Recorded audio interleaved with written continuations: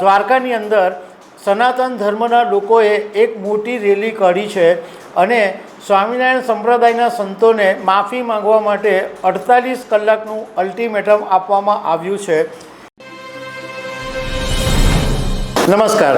થોડા દિવસ પહેલાં એવો વિવાદ સામે આવેલો કે વડતાલ સ્વામિનારાયણ સંપ્રદાયના એક પુસ્તકની અંદર દ્વારકાધીશની અપમાન કરવામાં આવ્યું અને આ પુસ્તકનો હવે વિવાદ વકર્યો છે। જો કે આ વિવાદ તો ઘણા દિવસથી ચાલી રહ્યો છે, પરંતુ આજે એટલે કે 25 માર્ચના દિવસે મંગળવારે દ્વારકાની અંદર સનાતન ધર્મના લોકોએ એક મોટી રેલી કાઢી છે અને સ્વામિનારાયણ સંપ્રદાયના સંતોને માફી માંગવા માટે 48 કલાકનું અલ્ટિમેટમ આપવામાં આવ્યું છે। તો આના વિશે હું તમારી સાથે વાત કરીશ। મારું નામ રાજેશ શાહ છે અને તમે જોઈ રહ્યા છો ગુજરાતના સૌથી મોટા ડિજિટલ ન્યૂઝ પ્લેટફોર્મ ખબરછે.com। થોડા વખત પહેલાં તમને યાદ હશે કે સ્વામિનારાયણ સંપ્રદાયના જ્ઞાન પ્રકાશે વીરપુરના જલારામ બાપા વિશે એક એવી ટિપ્પણી કરેલી હતી કે જેને કારણે ઠક્કર સમાજના લોકો એટલા બધા ભારે નારાજ થયા અને જબરજસ્ત હોબાળો મચ્યો અને આખરે એમણે જ્ઞાન પ્રકાશે માફી માંગી। એટલી જ નહીં, પરંતુ વીરપુર જઈને જલારામ બાપાના મંદિરે જઈને પણ માફી માંગી લીધી અને આવું કંઈ પહેલીવાર બન્યું નથી। સ્વામિનારાયણ સંપ્રદાયના જે સંતો છે એ વારંવાર સનાતન ધર્મની ટીકા કે કંઈક ને કંઈક બાને વિવાદ ઊભા કરી રહ્યા છે અને મોરારી બાપુએ તો હમણાં થોડા સમય કીધેલું પણ કે આ એક જાણી જોઈને કંઈ યોજનાબદ્ધ રીતે સનાતન ધર્મને અપમાન કરવામાં આવી રહ્યો છે। હવે હમણાં થોડા દિવસ પહેલાં વડતાલ સ્વામિનારાયણ સંપ્રદાયના શ્રીજી સંકલ્પ સૂત્ર સદગુરુ શ્રી ગોપાલનજી સ્વામીની વાતો એની વાર્તા નંબર 33ની અંદર એવું લખવામાં આવેલું હતું કે દ્વારકામાં ભગવાન ક્યાંથી હોય, ભગવાનના દર્શન કરવા હોય તો વડતાલ જાઓ।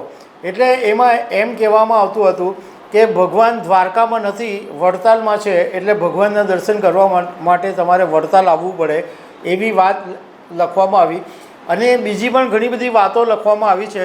પરંતુ આ ઘણા બધા દિવસો પછી હવે આ વિવાદ વકર્યો છે અને આજે સનાતન ધર્મના લોકો મોટી સંખ્યામાં દ્વારકામાં ભેગા થયા હતા।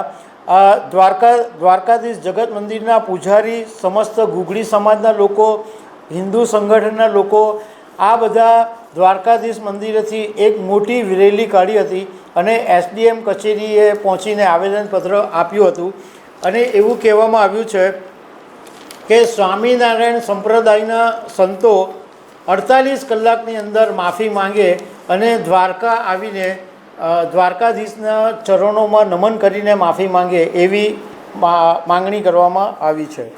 સાથે સાથે એવી પણ ચીમકી આપવામાં આવી છે કે જો આ માફી માંગવામાં નહીં આવે તો ગુગળી સમાજના લોકો અને સનાતન ધર્મના લોકો ઉગ્ર આંદોલન કરશે, એવી પણ ચીમકી આપવામાં આવી છે।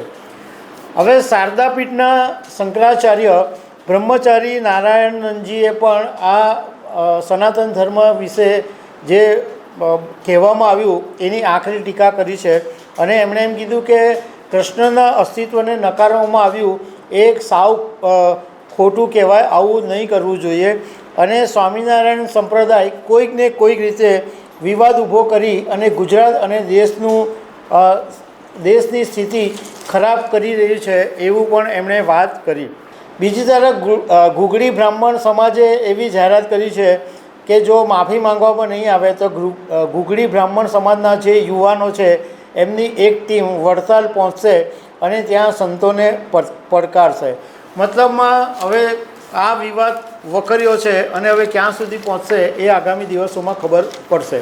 તો દર્શક મિત્રો, આવી અનેક વાતો સાથે અમે તમને મળતા રહીશું। Thank you very much.